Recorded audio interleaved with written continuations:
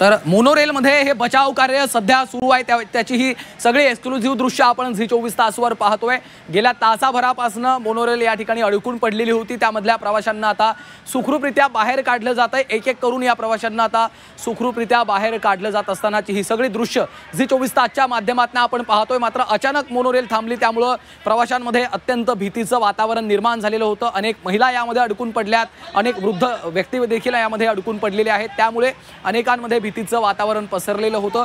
श्वास घ्यायला देखील अनेकांना त्रास होत होता। अखेर मोनोरेलची काच तोडून या प्रवाशांना आता सुखरूपरित्या बाहेर काढलं जात आहे। सर्व रेस्क्यू ऑपरेशन सुरू झालेले आहे, त्या ठिकाणी मदत कार्य आता पोहोचलेलं आहे, त्यामुळे प्रवाशांनी घाबरून जाऊ नका असं देखील आवाहन आता केलं जात आहे। सातत्यानं पाऊस देखील आपला थांबायचं नाव घेत नाही, मुसळधार संततधार पाऊस या ठिकाणी सुरूच आहे। मात्र या परिस्थितीमध्ये आता मोनोरेलकडनं हे बचाव कार्य केलं जात आहे, त्याची ही सगळी लाईव्ह दृश्य आपण पाहतोय। मुसळधार पावसाचा मोनोरेलला देखील आता मोठा फटका बसतो आहे आणि एक एक करून या प्रवाशांना आता हळूहळू बाहेर काढलं जात आहे। सुखरूपरित्या त्यांना बाहेर काढलं जात आहे, काच तोडण्यात आलेली आहे आणि त्या माध्यमातून शिडी लावून या प्रवाशांना एक एक करून खाली उतरवलं जात आहे। गेल्या तासाभरापासून मोनोरेल एकाच ठिकाणी थांबून होती, त्यामुळे प्रवासी अत्यंत घाबरलेले होते।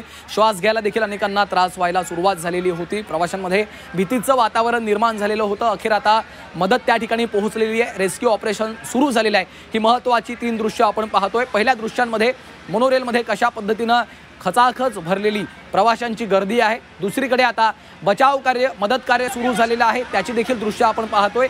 शिडी लावून एक एक करून या प्रवाशांना आता सुखरूपरित्या बाहेर काढलं जात आहे। पावसाची संततधार अद्यापही सुरूच आहे आणि अशा परिस्थितीमध्ये आता सर्व प्रवाशांना सुखरूपरित्या बाहेर काढण्याचं मोठं आव्हान आहे आणि आता बचाव कार्याला सुरुवात झालेली आहे।